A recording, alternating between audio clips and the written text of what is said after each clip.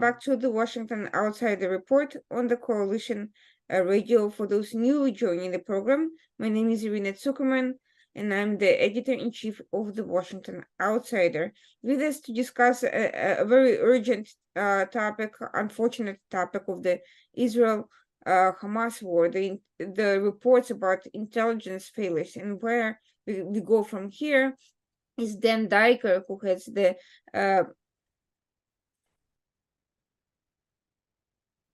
oh my gosh, so sorry, 1 second. Having an issue here. 1 second. Sorry. Yeah, sorry. Good evening, everyone. Welcome back to the Washington Outsider Report on the Coalition Radio. For those newly joining the program, my name is Irina Zuckerman, and I am editor-in-chief of the Washington Outsider. Today, to discuss a very urgent topic, a very terrible, devastating topic of the Israel-Hamas war, the intelligence failures and reports of them surrounding it.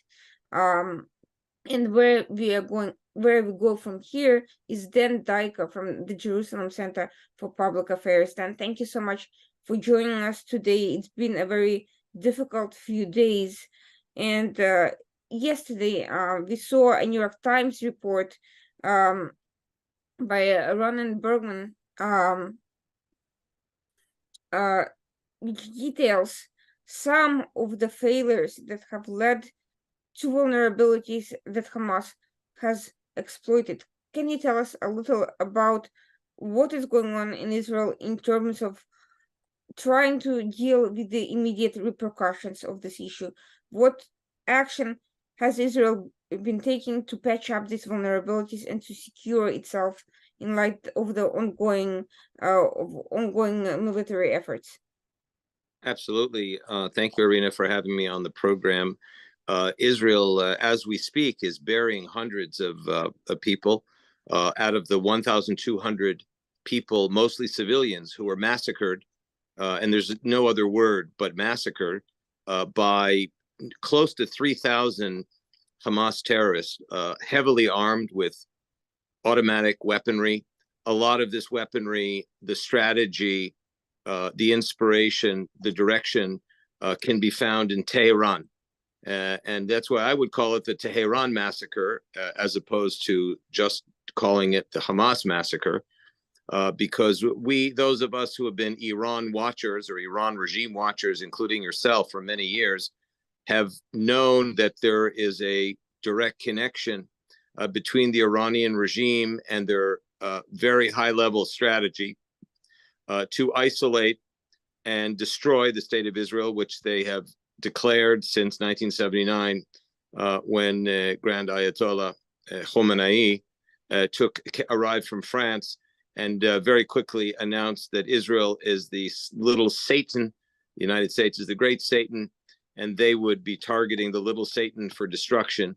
Well, on Saturday, on Shabbat, on Simchat Torah, their promise to destroy the little Satan basically was backed by the actions of their terror proxy, Hamas, who was training with their Iranian regime taskmasters and paymasters for some years to make this happen particularly intensively over the last months. There is a very serious strategic and security collapse in Israel. As Ronan Bergman reported and commented in the New York Times, there was an operational collapse, there was a strategic conceptual collapse, and there was a tactical collapse. And all three of those have been addressed and are being addressed immediately. Obviously, there's going to be some very serious self-reflection, investigation. I'm sure there's going to be a major governmental panel of inquiry into this most severe security.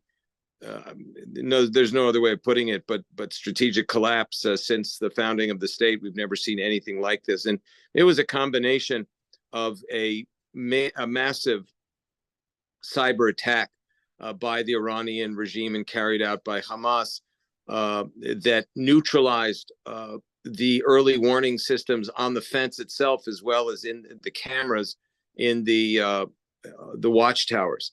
So they figured out exactly how to neutralize all those early warning systems simultaneously, and it also left the brunt of the responsibility on several sets of eyes, and all of that in a perfect storm was not working correctly, and that allowed the Hamas, I would say, terrorists and fellow travelers, all armed with a lot with automatic weaponry, with hand grenades, machetes were found in scores of jeeps, which is extraordinary.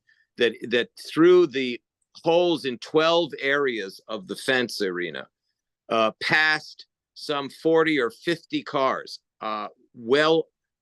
modern, late model cars, jeeps, 4x4, pickup trucks with 8 and 10 heavily armed terrorists in each of these cars. We had somewhere between 2,000 and 3,000 terrorists, overwhelmed hundreds of troops in the Gaza area, and then they made their way the 20-kilometer trip, which is probably a 20-minute trip, to start massacring entire families in cold blood in some 20 to 25 kibbutzim and communities within a few kilometers, within a number of kilometers of the Gaza Strip. So the army has cleared out Israel of 99% of the terrorists. There are actually, as of today, there were still some Hamas terrorists believed to be in the country, but Israel managed to kill between 1,500-1,600 terrorists that had been in Israel.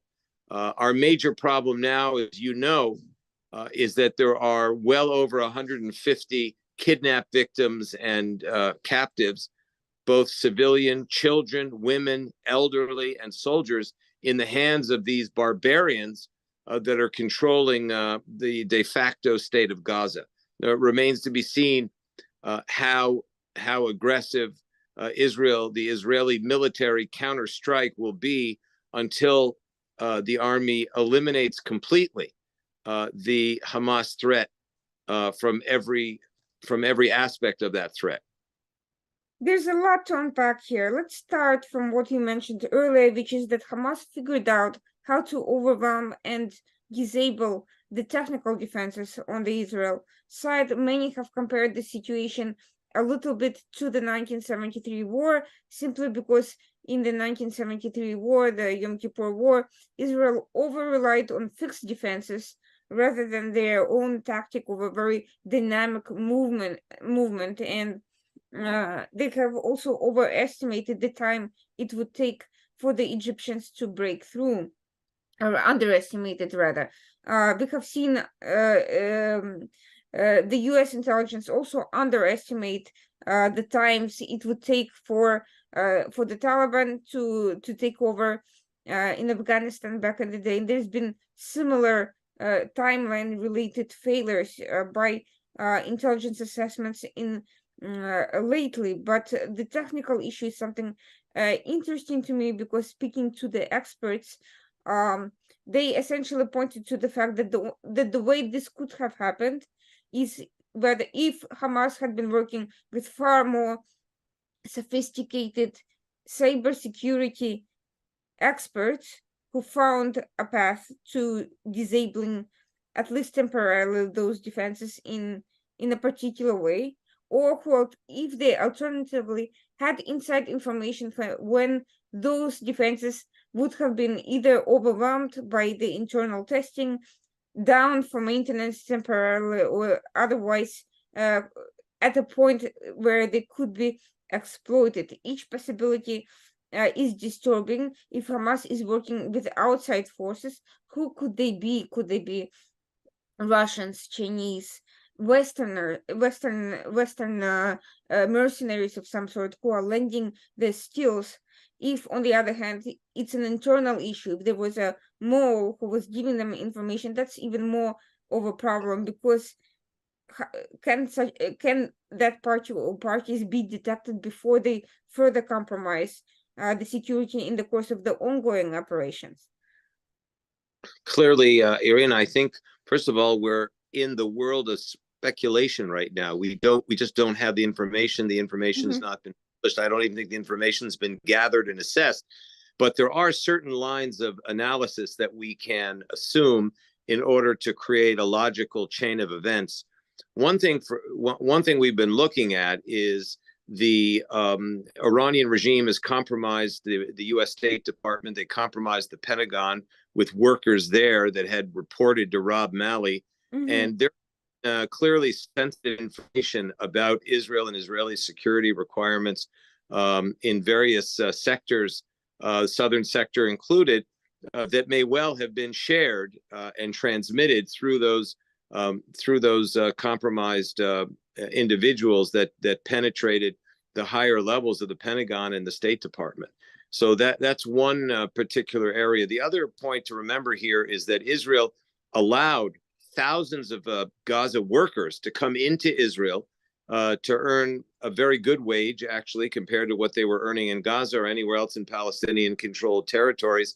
And those workers that had passes to come into Israel actually became either Hamas assistants, or they were connected to the Hamas in some way, or they were just good at supplying information about the timing of security oversight and the location, the location of bases, the timing that people go in, who's in, around the bases. So you did have that. People coming into Israel on a daily basis, going back into Gaza on a daily basis.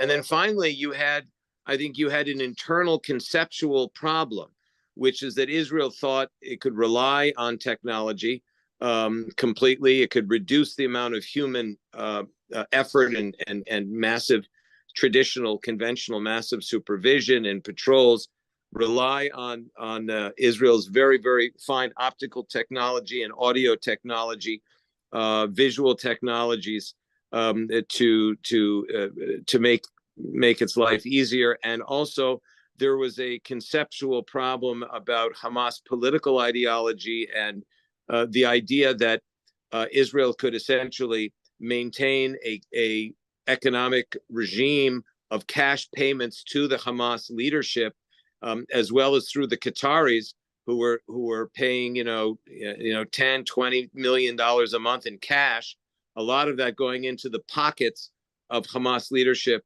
But the thinking was that the Hamas leadership was more interested in international legitimacy, in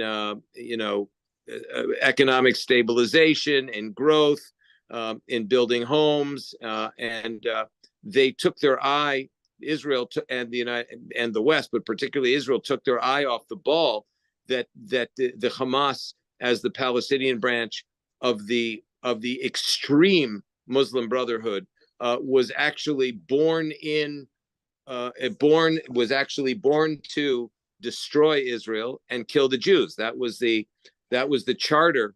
That's been the charter since 1988 of the Hamas. And it goes back to the 1920s. Actually, it goes back not only to the 1920s and the birth of the Muslim Brotherhood, which carried forward. I'm talking about Hassan al-Banna and ultimately Said Qutb. Remember, the Muslim Brotherhood in the 1930s, 40s, and 50s were very much carrying forward the legacy of Soviet and Nazi conspiracy theories about the Jews and the visceral hatred of Jews and the commitment to destroy the Jewish state were very much part of Muslim Brotherhood ideology. Of course, the state was refounded in 1948, so that there were several stages. There were several stages of development, of ideological and political development of the Muslim Brotherhood. But very clearly, they carried forth Nazi and Soviet ideas, lest anyone think that the Hamas decided to mass murder children and decapitate children, machete entire families who were found hacked to death in the most brutal medieval form of assassination and murder. This is not a question of socioeconomic deprivation that had caused the leadership to lose its mind temporarily and go out and hack to death 1,200 Israelis, mostly civilians. But in fact, this was a carefully planned, ideologically driven program for many, many years to murder as many Jews as possible and cause as much damage to the Jewish state as possible. And Israel, unfortunately, having succumbed to a false conception about where the Hamas leadership is and where and where many people in Gaza are, they let their guard down, and the results are absolutely tragic. I have so many questions here, but I'll start with the point that the comparison that you drew with the Soviet and Nazi ideology, because these Soviet methods that have not been fully forgotten. We have seen the similar level of brutality by Russians first in Chechnya, and then, unsurprisingly, many years later in areas that they have since tried to conquer, including Bucha in Ukraine and other areas. Is there anything? We have seen that Hamas has been meeting with Russian officials in Moscow, among other countries. Have the tactics changed as a result of this more international legitimacy among the bad actors, among other regimes that pursue anti-Western lines? Besides Iran's obvious track record here, can we assume that this level of deception that has so successfully hoodwinked the Israeli political elites and the military echelons can be attributed to more sophisticated actors and more brutal actors influencing the way it operates?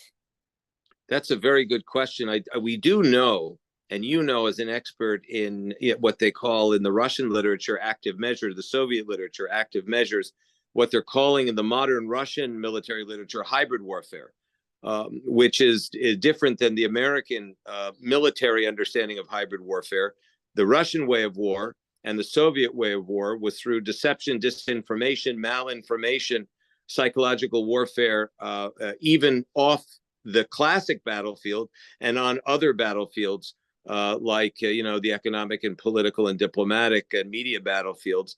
Here you have a classic case of strategic surprise, which is a Western military idea just a classic case, but very much you have case of deception here also. And the Palestinian leadership, the PLO, the Palestine Liberation Organization, founded by Yasser Arafat and continued by Mahmoud Abbas, the current leader, they were very much the students of the Chinese Communist Party and Chinese Long War concept. They were students of Soviet active measures. They were the students also of Islamic warfare, as they saw the Iranian regime. Now, the Palestinian leadership, and particularly the Hamas, made a number of visits to Moscow over the last year and a half, as well as to Tehran. They began intensive visits to Tehran, we know, back in 2018, when Qasem Soleimani was still alive for the following 24 months. But in 2018, he hosted the senior Hamas leadership in Tehran. And the message that was passed is that you won't beat the Israelis on the traditional battlefield. You've got to create new battlefields of deception, disinformation, and other forms of Islamic warfare in order to defeat them. And what we noticed, Irina, was within months of that meeting, the campaign called the Great March of Return, which is, it sounds like a Martin Luther King term, right? You know, the Great March. They actually had photographs of Mahatma Gandhi in Gaza, huge posters of Mahatma Gandhi, Martin Luther King, Mother Teresa in the background, while Ismail Haniyeh, the former Prime Minister of Palestinian Authority, when they won in 2006 in the legislative elections, he was lecturing the people of Gaza about the popular victory. Talk about deception, adopting, you know, the sort of the peace and virtue discourse of these three great leaders of world peace, and yet they were sending boys and girls charging into an electronic fence by the thousands at that time in 2018 to draw the fire of the Israelis and to test them and to figure out a way to create a massive invasion into Israel. That was the beginning of a real change in policy by the Hamas, and it's directly connected to their to their Iranian regime paymasters in Tehran.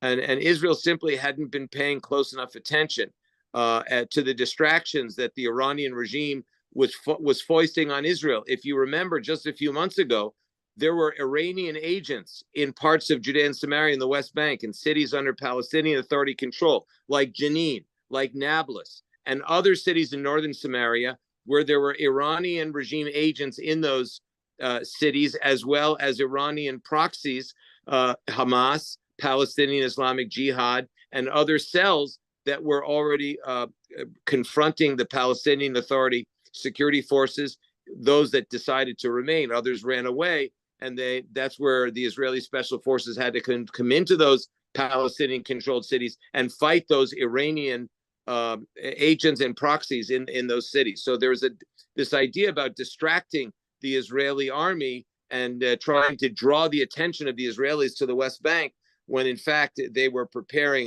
this major massacre movement in Gaza that we saw play out over the last 3 days. I will get back to the Iranian angle of this in just a moment, but I wanted to kind of finish the angle of other foreign actors with the interest in this, namely Russia and China, because in addition to these visits to Moscow, we have seen for decades Hamas accumulating China-made rockets, including just 2 years ago, in 2021, they were used during some of the attacks on Israel, and they were fairly advanced. There's been rumors of Chinese malware being used as part of this operation to down Israeli defenses, and both Russia and China issued statements that essentially legitimized Hamas as a political entity despite these horrific attacks, and they blocked the UN Security Council effort to condemn this attack. Does that mean that Israel will be shifting its policy on these two states going forward, or will it still try to find some sort of a working relationship with them, given the situation? Well, clearly Israel has tried to maintain a working relationship with the Kremlin, particularly during the year and a half ago or so, when Russia invaded the Ukraine once again after following the Crimea invasion in 2014. And the reason is that from a strategic and military standpoint, the Russians have very strong control over Syrian airspace, and they also have a major base, a major naval base in Tartus, both in the airbase in Latakia and I'd like to push back on that for a second, given that Russia has been, first of all, reluctant to engage in any military operations against Israel because it has significant commercial and other interests in Israel. And second, because quite frankly, over the course of the Ukraine war, it has been weakened substantially and even had to remove the S-300s from there. Is it really fair to say that Russia today is the same Russia it was, its capabilities and threat in terms of military are the same that they were a year and a half ago, and that is the only reason Israel has adopted such an approach? After all, Israel's cooperation with Russia goes well beyond, military neutrality. It certainly has reached agreements in spheres of cooperation with its propaganda machinery that promotes the horrific policies in Ukraine, signed off on film cooperation. Is that really so necessary for Israeli security? I think that it is the relationship's extremely important for Israeli security. It's Russia's involvement to whatever extent in the Hamas arena. And by the way, we saw the Wagner mercenary patches on some of the outfits of the Hamas terrorists, and that we don't know whether that was just sort of a sport that they put on Hamas patches or Wagner patches, or whether they received those during their trip to the Soviet Union, whether the Wagner group was involved. But it's clear that the Russian involvement was, I think, much more against the United States per se than it was against Israel. Let's remember that Israel houses the largest expat communities of Russians in the world, other than in Russia itself. And so, you know, I've always understood, since visiting Moscow myself back in 2011 and having a long talk with Rabbi Lazar, who's the closest Jewish rabbinical representative to the Kremlin, to Putin himself, that Putin does not have an enmity-driven relationship with Israel, but they have their own interests, which are very strongly anti-American. So that is Once sort of, again, Israel is being used as a proxy, just like Stalin once agreed to back the creation of Israel in order to create another socialist paradise in the Middle East. Now, Putin is trying to turn Israel into a proxy against the United States by way of infiltration and by way of this sort of political pressure. that's a good point. It's a good point. It's a discussion worth having to understand how Israel actually and the Palestinian organizations, lahavdil, as they say, many differences between them, are being mobilized and manipulated, if you will, by this sort of great power realignment between the United States, Russia, China, and Iran has to be put into that group as well. So clearly, the point I think you're making, Irina, which is very well taken, is that, you know, what many people think is a small, local, bloody, deathly conflict in a small patch of land called Gaza is really part of a much larger conflict between superpowers that Israel has been swept up into, that is right now being driven by the Islamic Republic of Iran and its race for regional supremacy and ultimately global supremacy according to its own ideology. So, you know, Iran controls many parts of Iraq, controls Syria, controls Lebanon, controls Gaza, and controls much of Yemen.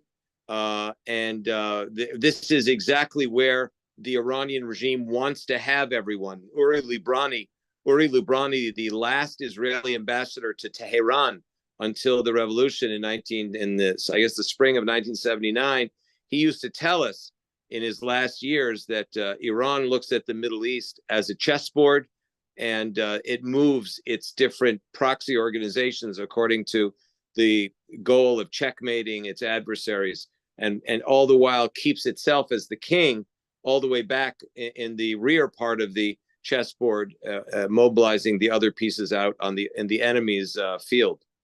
So this increased distrust between Israel and the US over whether it's Russia, China, or anything else benefits Iran and benefits its goal of encircling Israel, undermining investment into Israel, and otherwise isolating Israel from the Western international community. But coming back to Iran, you have earlier touched on the Biden administration and its employment of some of the actors who had been associated with the Mali investigation and scandal, and some of them still retain very sensitive positions in areas where they have access to classified material, including that related to hostage issues. We're talking about Ariane Tabatabai and the like, who may have kept sensitive intelligence from getting to Israel, and certainly from even getting to the American decision makers regarding this whole situation. Yet, despite all of these factors, this Tabatabai her clearance has not been removed as far as we know. Even after this attack has occurred, to this day she's still there. Mali is still teaching at Princeton and Yale. The administration has tried to distance Iran from these affairs by claiming that they're investigating the multiple, by the way, not just one, Wall Street Journal reports which have pointed to Iran's direct incitement of violence against Israel, and in the case of this operation, approval of this operation in Beirut, which means Hezbollah was fully coordinated on this plan to draw Israel into a long multi-front confrontation. And Germany just came out stating that there is no evidence that Iran is in any way involved in the planning of this attack. Given this conflicting reality of Iran, of Hamas operatives go around thanking Iran and claiming that Iran is essentially even helping them plan future attacks elsewhere. Given that Iran essentially boasted about all of this, it used threats of disruption short days before the attack, of disrupting the expansion of Abraham Accords, but regardless of its intent in that regard, clearly indicated its level of involvement. How can we explain this fixation on continuing with any sort of Iran whitewashing or Iran deal making when this level of brutality upends the entire Biden policy in the region? How can we possibly explain this contradiction, which is absurd on its face? Not even talking about human rights issues concerning Israel now, just talking from a strategic political perspective for the United States. Iran comes in, destroys everything Biden's been trying to do, and yet Biden continues defending it. And what is the hope here? The hope, the Biden administration's conception is that there is no apparent contradiction. They have seen since the Obama years, the Iranian regime is the solution to the Middle East, not the problem in the Middle East. They saw Al-Qaeda and the extremist Salafi movements as the problem, ISIS, Al-Qaeda, and their affiliates as the problem in the Middle East. And they've stuck to this conception, which Israel has understood to be 180 degrees wrong. And today, because the Iranian Iranian regime way of war is very sophisticated and very hidden. It's really it's almost like the guiding hand, behind all of these other front and center proxies. Then they have a lot of deniability, which the United States has used because in order to buttress its conception that Iran is the key to creating stability and security for the Middle East, and therefore that's why they now will announce that there's no absolute palpable evidence that the Iranians were involved directly in planning, strategizing, financing. I think it's pretty easy. It's pretty easy to break that, and show that to be incorrect. As a matter of fact, even before this phone call, I had a discussion. I had a discussion with members of the Iranian opposition that include a former senior official of the regime, and that former official of the regime, who's now an official of the opposition, said there is absolutely no doubt in his mind that this has been the Tehran massacre that was essentially planned, strategized, financed, and inspired by the Iranian regime. The Hamas has never had the capability of pulling off such a perfect 9/11 type of operation like this. It required a much larger power and sort of conception of planning. It looks now that the American administrations have thrown billions of dollars at the Iranian regime, which they've obviously used because money is fungible. They use a lot of this to fund their proxies and to fund their race for regional supremacy under a burgeoning nuclear umbrella. And it's very logical for those who follow the Iranian regime, where they're at 66% uranium enrichment, and the race is to 90% so they can produce one or a number of nuclear bombs. At the same time, they're facing a lot of internal opposition. They have a terrible economy. They have tremendous domestic difficulties. So the combination of wanting to reach either complete very important phase in their ballistic missile development, in their uranium enrichment development, in their soft water development, in their soft water plants, as well as the overall race to the bomb to be a nuclear breakout state, required that they mobilize these chess pieces in order to focus international attention, which is now focused on Gaza and will be focused on Gaza for a few months. Mm-hmm. It's exactly what they want in order for them to shut down their own cameras and race towards their goal of nuclear supremacy in the Middle East. And once they're a nuclear breakout state, the whole world changes once again. And I think they believe that having Hamas undertake this massacre and getting Israel involved with burying 1,200 people and investigating its own failures, and then possibly having to engage in a two-front war, both in the north opposite Iranian proxy Hezbollah and other proxies, as well as against Hamas, would actually prevent the Israeli defense forces from attacking Tehran. So this has been, we can see it as a very carefully considered decision as to how they mobilized this massacre, and very skillfully, and fits right in within the Iranian regime playbook. Do you think this continuing Biden administration fixation on covering for Iranian spies, saboteurs, and terrorists going to affect security relations on a deeper level between Israel and the U.S., given that the U.S. could be considered essentially compromised by these Iranian actors? It's true. I think it's clear, Erin, I think as a security analyst also, that the American-Israeli national security defense military relationship is really airtight.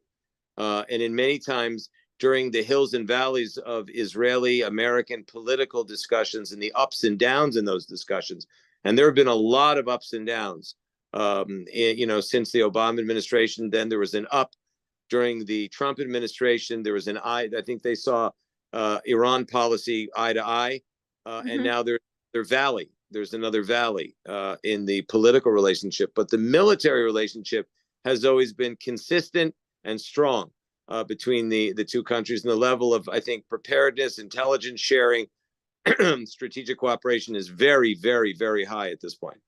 And you see that, we see that with the movement of the USS Ford aircraft carrier, which is essentially a high-rise building horizontally mobilized in the Mediterranean Sea with massive aircraft capabilities.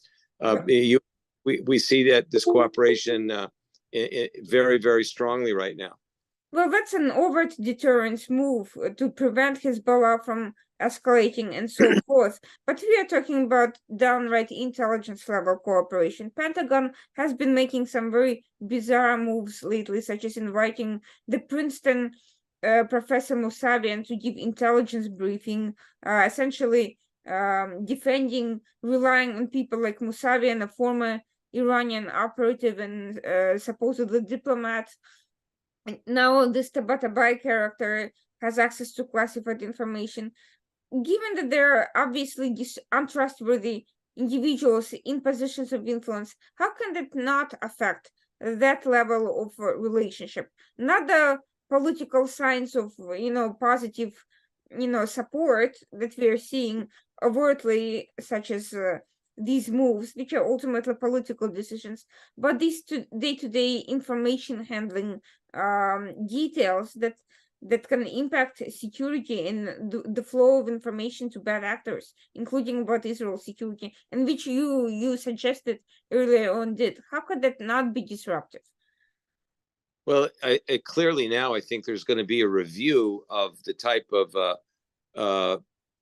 information security policy and what is shared and what's not shared and how it's shared and with whom it's shared, when it's shared, because there is clearly an information intelligence distribution breakdown in what happened here. On Saturday, it's simply the magnitude of the disaster from a military, national security, intelligence point of view is so profound that it's going to require a ground up re-engineering, realignment of all of these what we call security, military security, political relationship between us, I think between us and the United States and us and all of our allies. Because it's clear that something happened. There's an information security breakdown of the highest order, not only intelligence. And speaking of political relationships, there has been another development which we have previously addressed in our other discussions, which is Saudi Arabia's withdrawal from the alleged normalization negotiations, none of which mysteriously included Israel directly, and which I was very skeptical about to begin with.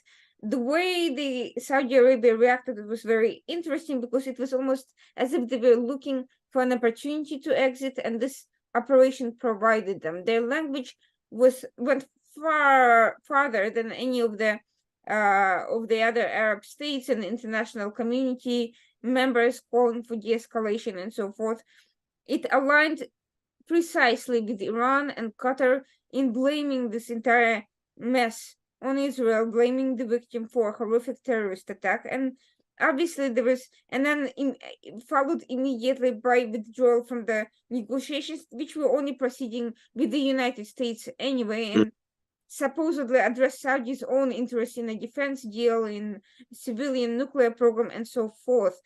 Given all these circumstances that have allowed Riyadh to make that clean getaway at this particular point in time, what can we say about this whole plan to try to, on the one hand, the administration encouraging Iran to normalize with these Arab states, on the other hand, thinking it's possible to have that and also have any sort of Abraham Accord expansion and normalization with Israel and Saudi Arabia? You're right. That's actually a very good runway into another question, which is, look at the diplomatic re-engagement that just took place some few months ago between Saudi and the Iranian regime and Syria and the Arab League that the Saudis hosted in Jeddah. And at the same time, the new and close diplomatic partner of the Saudis are those responsible for actually breaking up one of the most important relationships that the Saudis had determined for itself and its Gulf partners. So if that isn't a deceptive, destructive, contradictory relationship in and of itself, I don't know what is. And I think that example reflects the reality of the Middle East, where nothing is a surprise and everything is a surprise. And here the behavior of the Iranian regime, even in re-engaging the Saudis and then in sort of working against the wishes of its new diplomatic partner, and really trying to, in a sense, giving a bear hug, if you will, a bloody bear hug to its Saudi partner by attacking Israel in this way, is a great example of the internal contradictions in the relationships in the Middle East. It's possible to be both an enemy, an adversary, and an advocate and an ally in the Middle East. It's not necessarily certainly within the Arab network. It's not necessarily considered such a contradiction, even though in Western terms it's a contradiction. And that's why the West has gotten the Arab East wrong for the last 100 years. I'd like to draw an attention to one fact that came out recently that seems to explain this contradiction. And actually, if for those of us who had been watching this closely, none of this came to a surprise. The foreign relations sphere focus seems to be on current events rather than history. History of Saudi Arabia in the Middle East shows that there always has been a streak of particular political factions who had been open to a working relationship with Iran at various points in time, even at the peak of its nuclear ambitions, even preceding the Islamic Revolution, and certainly even after. And one thing that came out that was interesting in this whole scandal about the Americans who had been the American agents of influence for Iran is that we have seen Tabatabai engage with her Iranian handler concerning who events she was invited to, and he essentially told her not to go to the Israeli conference, Israeli events, but gave her permission to engage with Saudi Arabia, specifically Turkey Al Faisal, who who, as we know, was the backer of Jamal Khashoggi. He sent Khashoggi to negotiate with Osama bin Laden. He has a long history of aligning with very traditional old guard factions of the royal family and so on and so forth. And this is back in 2014, long before MBS, long before all of these things. Iran clearly saw Turkey Al Faisal and whoever was around him in 2014 as potential working partners in Saudi Arabia, and they did not launch their attack on the Saudi embassy until 2016 when MBS was coming into the picture, and he was kind of being disruptive to these kind of long relations. So now that we're seeing kind of some of this, there's been kind of a double speak on Saudi part, but the one thing that remains constant is that Iran clearly saw a potential there for a very long time.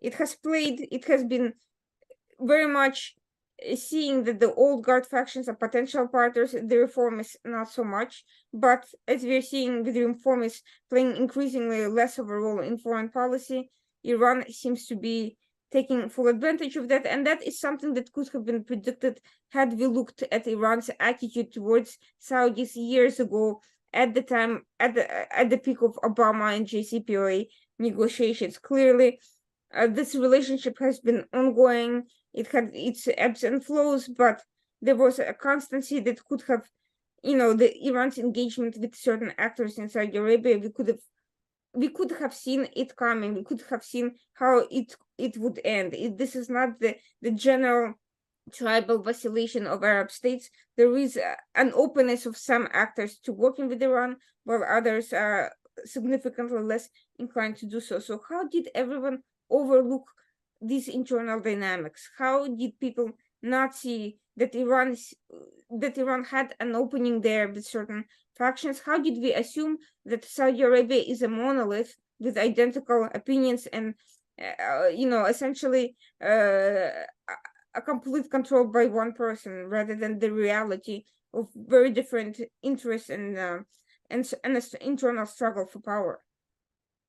Well, it's true. I think both both the Saudis and the Iranians have multiple, you have multiple centers of power, but I think that the Iranians are really driven in their security and foreign policy by the IRGC, and the IRGC really makes the vast majority of decisions, and they are as domestically tricky and deceptive as they are in terms of their foreign policy. So I think they keep everybody guessing all the time, and I think they're guessing all the time to see when they're going to break out, when they're going to swarm, where their best opportunity is. They're seriously, I would call them terrorist opportunists, and have so many opportunities to mobilize at the flip of a coin what they want to do, and they set up a lot of different situations. You can see it in Syria, you can see it in Lebanon, you can see it in Gaza.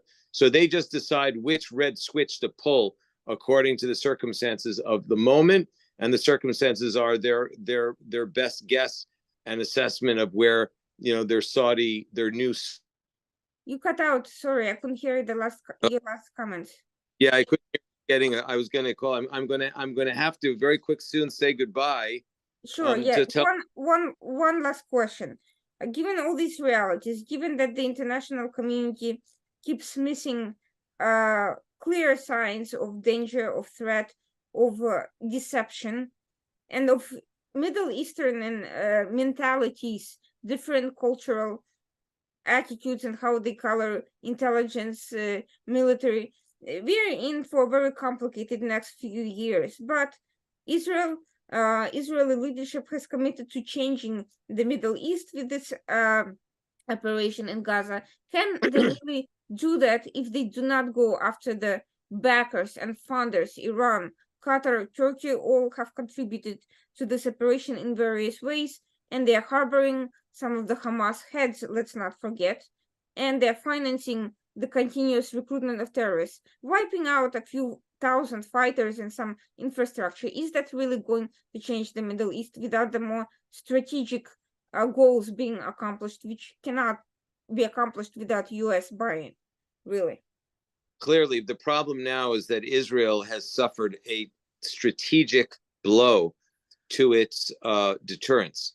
And before it can do anything else, engage in any other relationship, even domestically, politically, foreign policy, security policy, and its major enemy, which is the Iranian regime, is going to have to do a 180-degree switch to restore its deterrence. One of the ways it does that is by showing absolute, overwhelming, massive force in this Gaza theater. And until that happens, and until there is a complete decapitation of all of the Hamas leadership and a collapse of the mid-level Hamas military command, and a very strong message, not only to the Gaza public, but to the leaderships and publics across the Middle East, Israel will not be able to take any other major strategic moves, because it has to signal that it really is the best, strongest, and wisest army, most skilled army in the Middle East region. And right now that has been seriously compromised. So it has an enormous amount of work to do in its own home and its own neighborhood before making any major strategic moves. Thank you so much for this insightful conversation in light of the crisis we're dealing with. We'll be in touch because the situation is likely to be quite dynamic over the next coming months. Hopefully, the outcome will indeed change things, but for the much better, and will come out stronger as a result. And I wish you all the best. And to everyone watching the Washington Outsider Report, we'll be back next week, Tuesday night, 9 p.m. as usual. Thank you very much, Irina. Enjoyed the show.